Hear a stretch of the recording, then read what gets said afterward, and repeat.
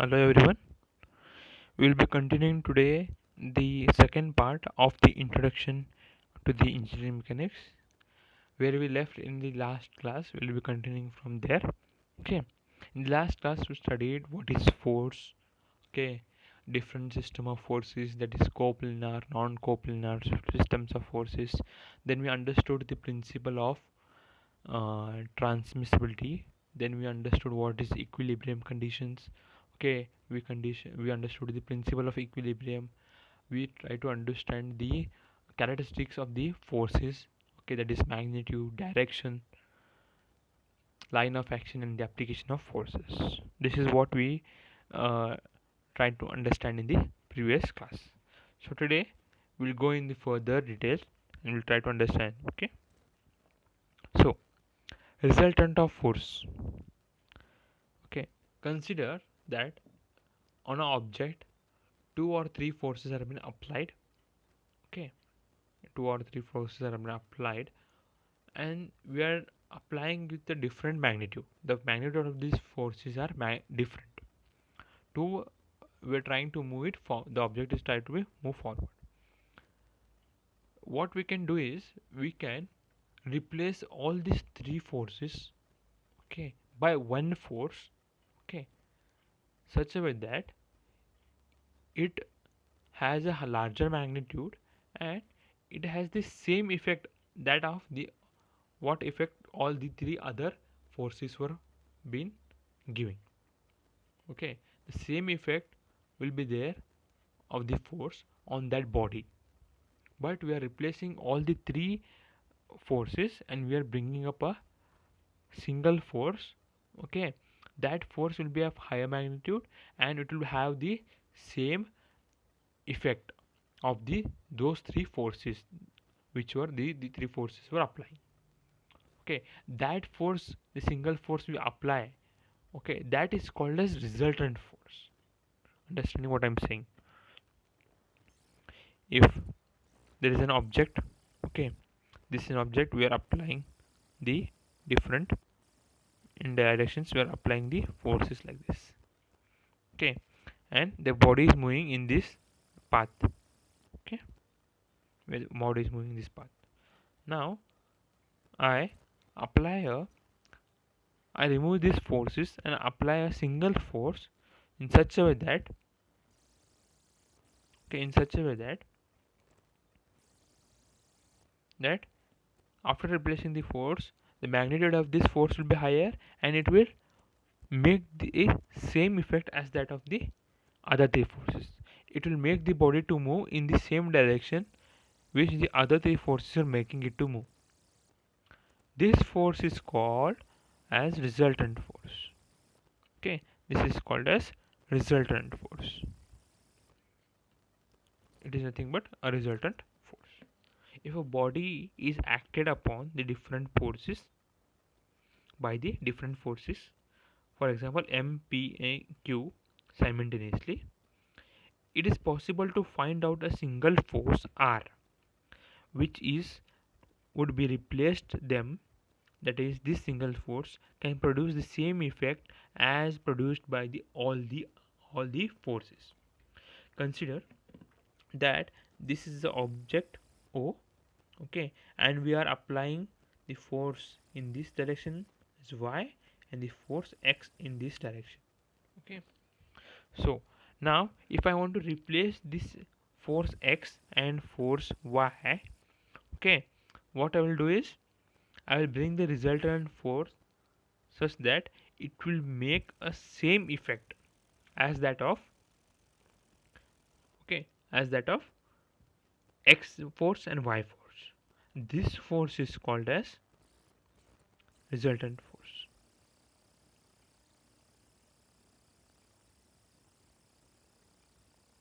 Right? This force is called as resultant force. Understood? This is what a resultant force is. It is very important because we'll be solving some problems on this. Okay, where we are given the such, okay, we are given such resultant force. Okay, we are given a resultant force, and we have to find the its components in x direction and in the y direction, that is your vertical direction and horizontal directions. Okay, when we are trying to find its component of the force, it is called as resolution of force. It is called as resolution of forces. It is called as resolution, where here in the resultant force two components are being given, and we are finding the main force or the single force. Okay, that is called as resultant force, where resultant force is given and we are trying to find out the two forces or two components of the forces, that it is called as resolution of forces. We'll be coming to it in the next coming slides. Okay, next is moment force. Moment of a force. Sometimes what happens is when you apply the force on an object, the body moves, it is in the motion. Okay, and sometimes when you apply the force on an object, okay, it rotates. Okay, there is a rotational effect on that object or the body, that it is called as moment. That rotational effect is called as moment. It's nothing but moment. The forces acting on the rigid body may either have a motion or rotation, or both rotation and motion. So tendency of a force to rotate the object is called as movement, right? I said the force which makes the object or the body to move or rotate is called as movement. So how we can measure this movement, that how much movement is being applied over this body or any body? If there is a movement over a body, so uh, how can we find the magnitude of that movement? So there is an example for you here. Consider that this is your a door, okay, and it is fixed at the point A, right? A door is fixed. Suppose consider there is a hinge here at point A, and now I am applying a force F at the free end. This is a fixed end, and this is a free end whose length is L. When I apply the force, okay, there is a movement, right? The you can see the curve, right? You can see the curve. When we apply the force at the point free end, okay, the the door rotates in this direction, right? It is rotating in this directions, right? This rotation is nothing but movement. Okay, this is movement produced by the force. Okay, so now this is an example of what is a movement. Okay, when the force is applied on the door at the free end, okay, the door swings. So this swinging of the door is a movement because we are applying the force. One more thing, as the application of force is nearer to the fixed end, okay, it might be here, it might be here, the force requirement is more and the moment goes on reducing. As you go nearer to the fixed end, understand this, as you go nearer to the fixed end, okay, in this direction, the force required to the for the movement is higher, and the movement magnitude of the movement goes on decreasing. At the certain point,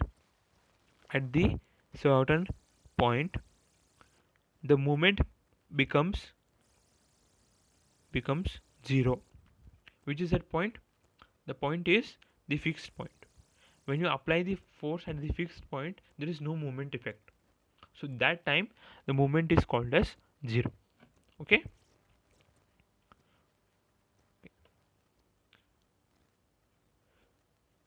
And how to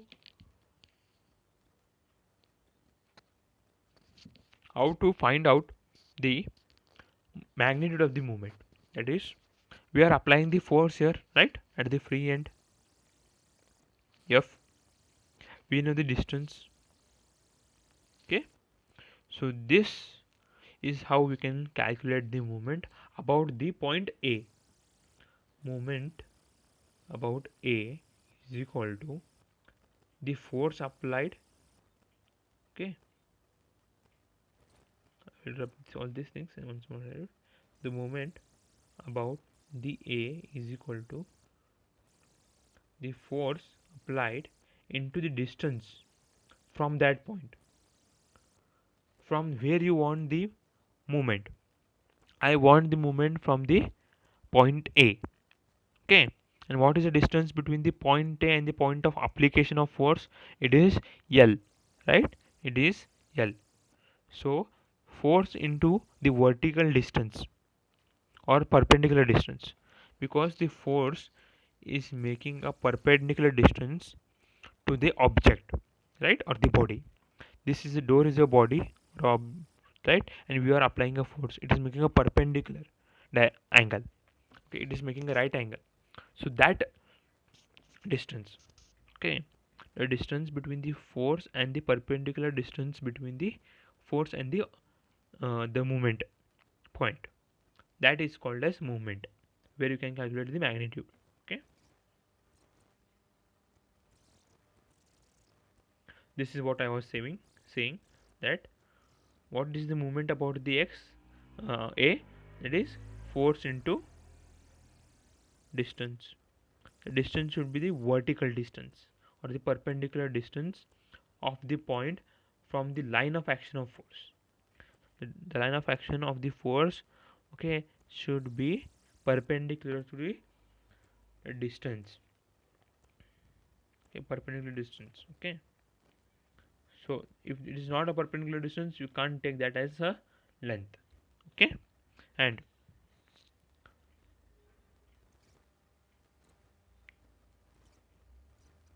okay, and the SI unit of the movement is kilonewton meter. Okay, because if you can see the formula, it is force into length, right? So what is force? What is force? Force is kilonewton or newton, right, into meter. Length is in meter, so kilonewton meter. What is the unit of force? It is kilonewton. And what is the newton unit of length? It is meter. So when you multiply, you get kilonewton meter. This is an SI unit of movement.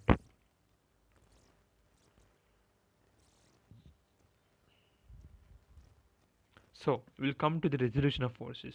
I have explained what is resolution of forces, but we'll try to understand once more. Resolution of forces means determining the components of the given force in two directions in the same plane. The component should be in the same plane, right? If you see, this is a force F, okay, and we are trying to determine the horizontal force component and vertical force component of that object. Okay, and we know that one angle will be given. It might be along the force and the vertical component, or the force and between the horizontal component. Okay, now how to find out? I said that we are going to solve the problems on this resolution of forces. The main force F will be given to you, and you have to find out the vertical and the horizontal components. Here there are two types of problems you will be able to see here. Okay, that is when the theta is between F and the horizontal component, that is along the x direction, and one more is the angle between the F and the y direction, that is vertical component. Okay, the formula will little bit change. Okay, now understand this. Whenever on whichever line the theta is there, if it is along the x axis or the horizontal line, then your formula will be this. It is F cos theta. Okay, that will be a horizontal component. Why? Because the theta is between the horizontal line and the force. Okay, and your vertical component will be F sin theta.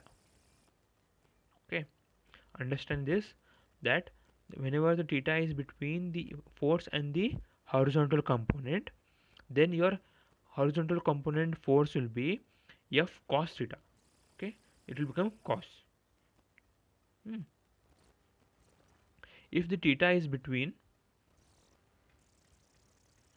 the vertical component in the y direction and F, okay, that time your F will become, or your V will become, that is your vertical component will become F cos theta,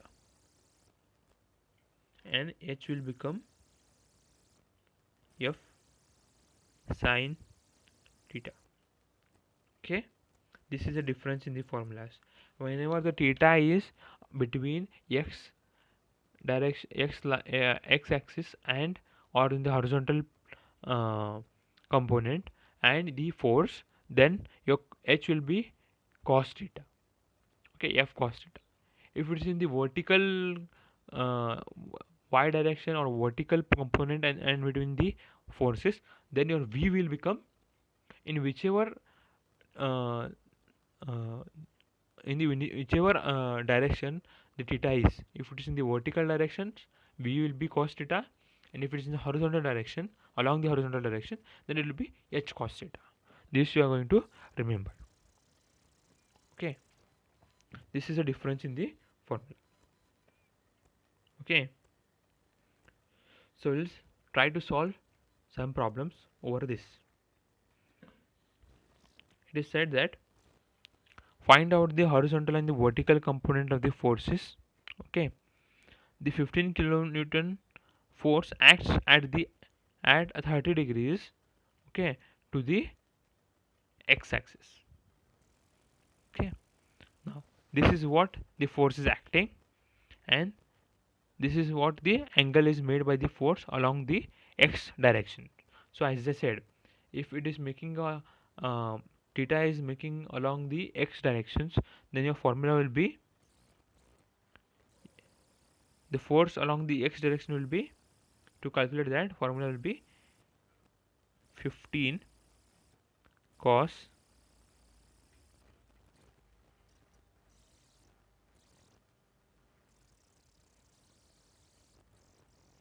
that will be theta, that is how much, 30, right?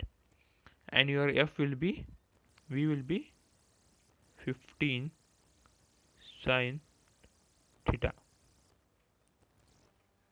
right? It is the formula is given here,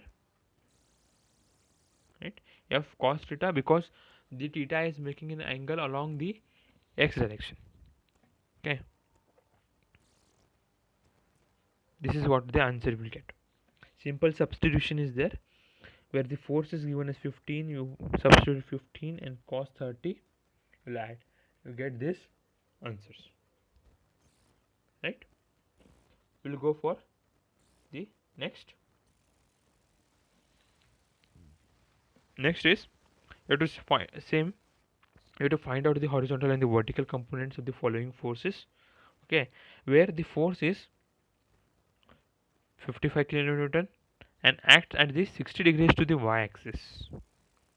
Okay, now the theta is between the force and the y-axis, that is vertical component. So what will happen here? Your V will become F cos theta. What will become? Your V will be F cos theta, and your H will become the F sin theta. Okay, this will be a difference. So with this formulas, this is your formula. When you substitute the values into these formulas, you will get the answer. Right? This is what the answer is. Okay. Uh, this is all about the first unit, the introduction to the engineering mechanics. Okay. Uh, Please see that you understand, you study the definitions and solve the problems. Okay, because 15 marks from this will be asked into your final exam. Okay, thank you.